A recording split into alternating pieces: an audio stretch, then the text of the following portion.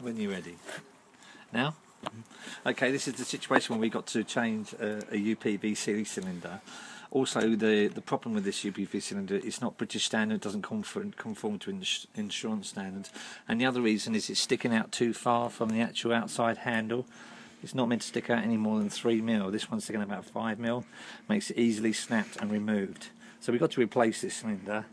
If you're going to replace it with the standard one, or upgrade it, like we're going to upgrade it today to a British standard one, what you need to do is remove the screw from the side here.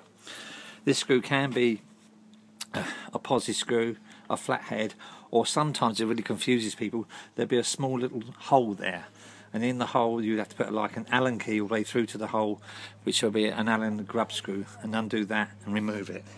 We've already tried to undo this screw and it's very tight and it won't come undone. You may have a situation like this, but how to overcome this, unless you haven't got an impact driver, place your Phillips head to loosen the screw gently,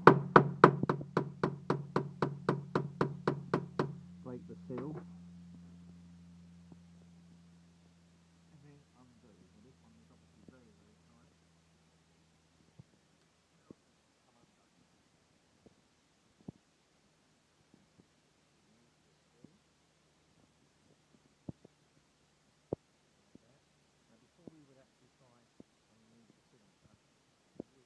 Loosen the handles off.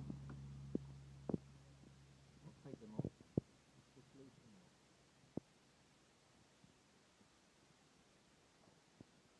Then you will see that the side pieces of this one come out. Then you need to put in, take it in, go from the 2 o'clock,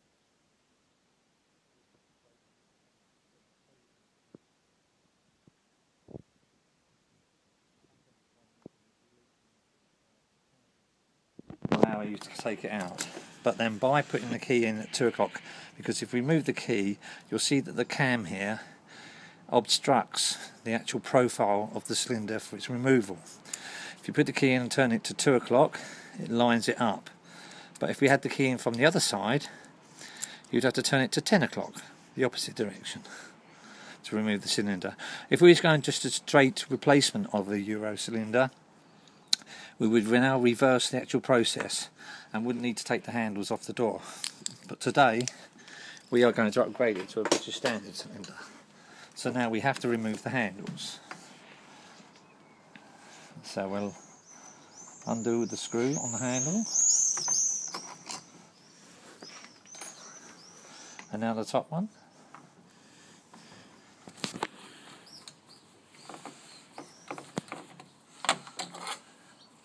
Remove the inside handle, place that on the floor, remove the outside handle. And the reason why we need to obviously remove the handles is because the new British standard kite marked cylinders have these anti-grip little kind of rivets or pins on the side of them, and this outside anti-snap piece needs to go on the outside. This profile with the pins won't be able to be pushed in from the inside or through the handles as such. It would butt, so therefore it needs to be fitted from the outside with the handles removed. Line it up. So we're in there, remove the key, replace the grub screw from the side, replace the handle from the side. Now this one does stick out about 3mm, less than the other, but this has also got the anti-snap shear line on it. So if they did attempt to grab hold of it, it would break, and it would break deliberately, preventing the access to the property. Line up your screws to your handles.